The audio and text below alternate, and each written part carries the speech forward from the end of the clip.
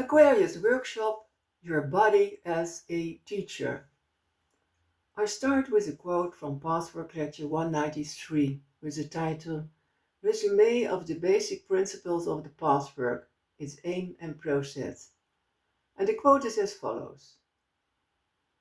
The physical body expresses conceptual error, will imbalance, and stagnant, denied feelings by muscular blocks.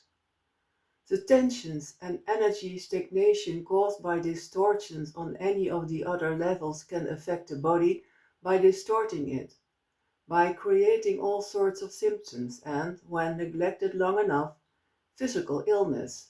End of quote from Pathwork Lecture 193. Man believes in the illusion that he only survives by defending himself against the instinctive life force which strives for unification, contact, merging, and pleasure. This negative attitude to life creates a very deep conflict because a person cannot trust himself as long as he distrusts and rejects the instinctive life force. Because of this distrust in the life force, man has created a separation between body and soul. Mankind has the misconception that the instinctive life force in the body is sinful, evil, and dangerous, and that the soul is the opposite of the body and therefore good. We do not realize that enjoying the body is as spiritual as mental and emotional pleasure, and that peace between body and soul is a prerequisite for a state of self-realization. To the extent that we do not accept our body, to the same extent we unconsciously identify with this body. Then we believe in the illusion that with the death of the body, thinking and consciousness also cease to exist. When we respect our bodies and accept our mortality, we are truly alive and we know our true identity. Then we also understand that our body is a reflection and an expression of our consciousness, and that every physical symptom is an invitation to develop into an Aquarian person. When our muscles are tense, the life force cannot penetrate the body, and over time this results in illness, decay, and physical death.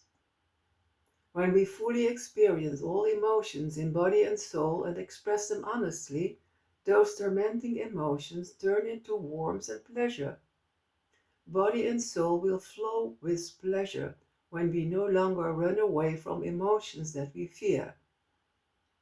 In this workshop you will explore with a loving curiosity 3 themes of the Pathwork Lectures regarding the lessons of our body.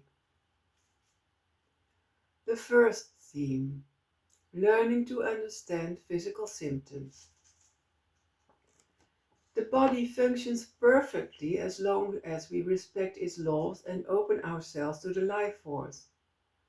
But with all forcing currents, such as defending ourselves without necessity, out of fear, or being torn by conflicting desires, or being emotionally dependent, etc., we violate these laws, poisoning our entire system, spiritually, physiologically, and often also physically. Ultimately, all disease is a manifestation of blocked life force, and every physical symptom is an invitation to remove the poison so that the life force can flow through us again. The next quote stems from Pathwork Lecture 70. Your wrong conclusions, misconceptions, distortions create an inner world of illusion. They create fears and tensions. This is bound to weaken you first in your emotions, then, when a wrong condition persists long and strong enough, eventually also in your body. Inner errors cause you to fear life, therefore often unconsciously to wish for death in various degrees. The unconscious desire for sickness is a degree of death. The weakness resulting from tension and fear indirectly creates a weakening of the physical body and directly an unconscious desire for sickness and death. End of quote from Pathwork Lecture 70.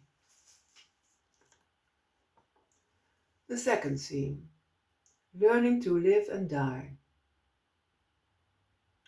The basic conflict in man is his struggle with duality, with life and death. It is impossible to love life as long as one fears death. We can prepare for physical death and also transcend duality by examining and moving through all the daily aspects of dying, which present themselves as trials and struggles, until the fear of them disappears. The healthier our attitude towards mortality, the better the life force flows through us and we enjoy life with joy. The next quote stems from Pathwork Lecture 82. If you do not flee from your fear of death, suffering, and the unknown, but go through it, you could truly have life in its deepest sense while still being in the body. Pure life can be had only if death is met squarely. By pure, I do not mean what is generally understood by this word in an insipid and bodily rejecting way. For the body is part of the spirit, and the spirit is part of the body. All are one whole. End of quote from Pathwork Lecture 82. The last and third theme, loving the unity of body and mind. Due to collective misconceptions about the body, we tend to ignore the body and view the body's needs as secondary. On the one hand, we overestimate the body by thinking that this is all there is to it, and on the other hand, we deny the importance of treating our body as a precious gift. Only when we love the body will we let go of identification with the body. Enjoying the body is no less spiritual than spiritual, mental, and emotional pleasure. The Aquarian person recognizes the unity of body and mind and loves all aspects. The last quote stems from Pathwork Lecture 240. In a meditation of the deepest sort, you bestow tender love upon every aspect of your manifestation, every organ that you neglect loving, every attitude, no matter how distorted. Once you face it in truth, you will find its underlying divinity. But that is genuinely possible only when you no longer excuse, hide, deny, rationalize, project, and hate others in order not to feel your self-hate. End of quote from Pathwork Lecture 240. I wish you peace and all the best. Thank you.